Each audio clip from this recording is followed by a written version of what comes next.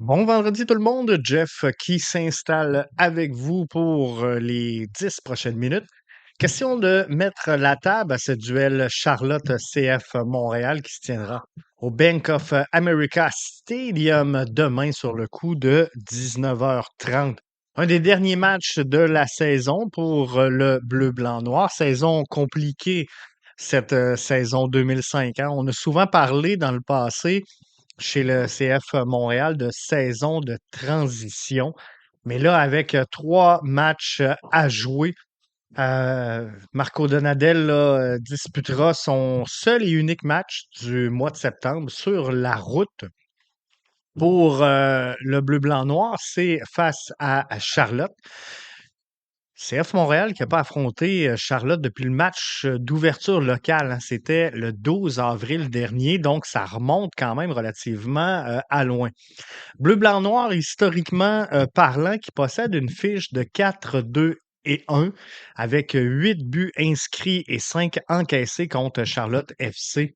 Une fiche également de 1-1 lorsqu'il joue sur la route, justement, au Bank of America Stadium, ce qui est quand même pas une mauvaise statistique dans la position actuelle là, de Charlotte.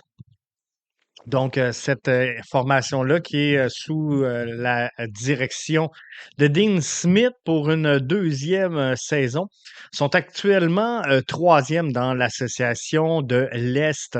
Eux qui ont mis fin la semaine dernière à 9 victoires consécutives. Une série de 9 victoires consécutives, c'est New York City FC qui a défait Charlotte 2-0 au Yankee Stadium. Euh, donc, ils vont bien. Ils vont bien, Charlotte, au moment où on se parle. Et il y a quand même quelques points positifs, là, malgré la saison de misère chez le bleu-blanc-noir. Prince Owosu est à un but décalé un record de club. Ça, c'est quand même bon, là.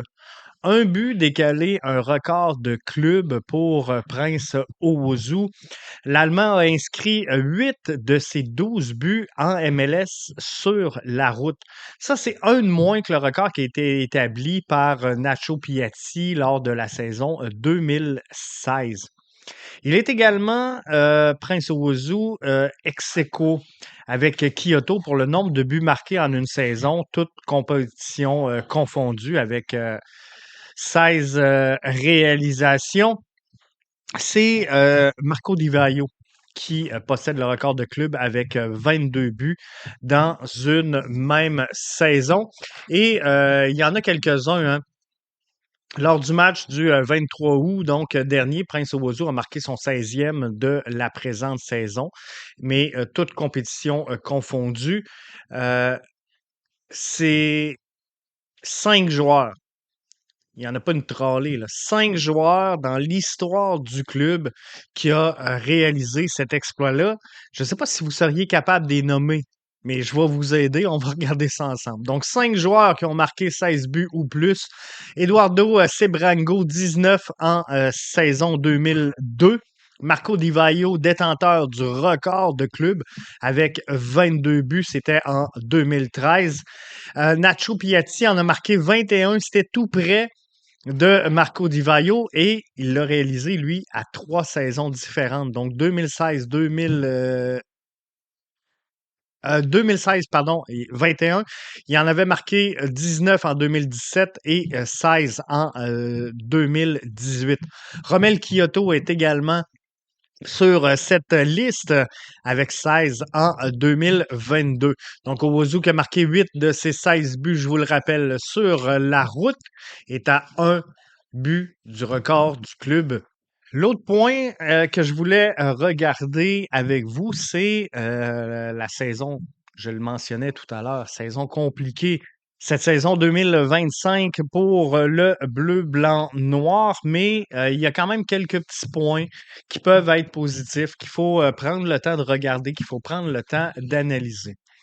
Et si on fait un exercice où je vous dis, prenez une feuille blanche et inscrivez les joueurs que vous ramenez hors de tout doute là, avec la formation pour la saison prochaine. Vous allez me dire sans aucun doute Jaime, Owusu, Escobar, Sinchuk. Et On comprend. On comprend que c'est bien. Thomas Gillier, je pense, a fait le travail devant Jonathan Sirois, alors que celui-ci s'est un peu écroulé cette saison. Mais un joueur que je suis pas convaincu qu'il se retrouverait sur votre liste de joueurs à ramener hors de tout doute, c'est David Bougaille.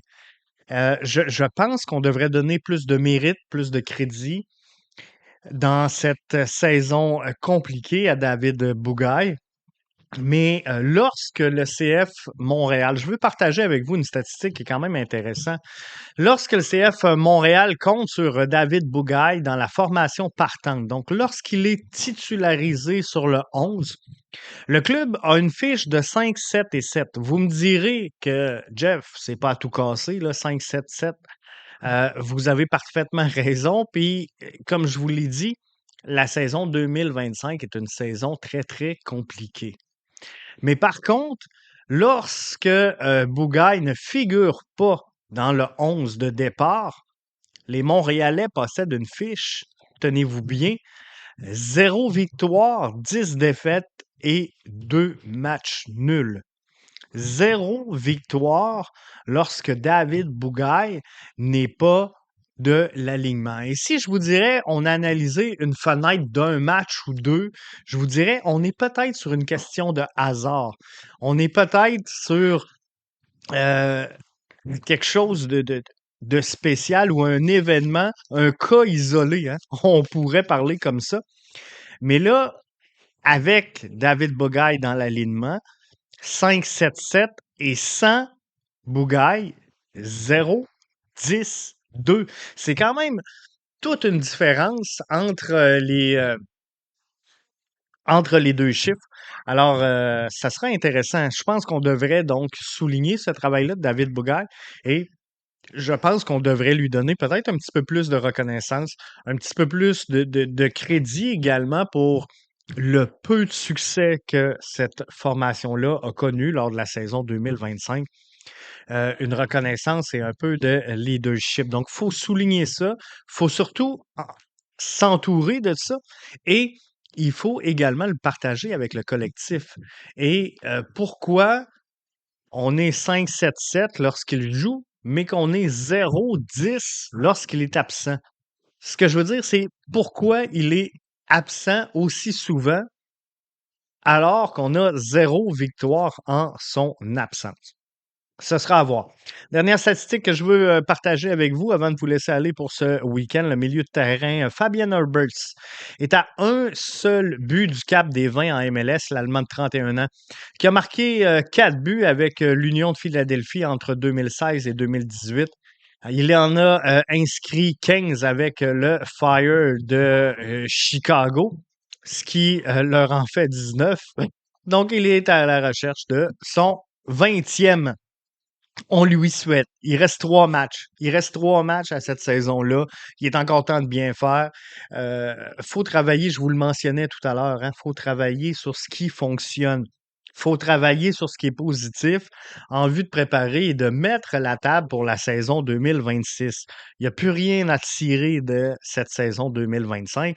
Donc, faudra travailler là-dessus. Et le genre de statistique, comme je vous ai partagé de David Bougaille, ben moi, je pense que c'est le genre de petit point qui ne fait pas nécessairement dans le day-to-day une différence, mais sur lequel tu dois travailler pour chercher à t'améliorer. Et ça, ben, le CF Montréal doit dès aujourd'hui travailler là-dessus en vue de préparer la saison 2026. Il ne reste que 3 matchs à cette saison. 3 matchs. C'est pas énorme. C'est encore le temps donc de travailler fort et d'essayer d'obtenir des résultats. Donc, je vous le rappelle, le CF Montréal est de passage au Bank of America Stadium ce samedi 27 septembre à 19h30. Un match qui vous sera présenté sur, bien sûr, MLS Season Pass, mais également BPM Sport et le CJAD 800. Je vous souhaite de passer un excellent match. On va le suivre avec vous sur la communauté BBN Soccer. Donc, ceux qui seront avec nous sur la commu BBN, On va mettre un fil de discussion là, au lancement de cette rencontre-là et on va la suivre pour vous. Là-dessus, je vous souhaite de passer un excellent week-end.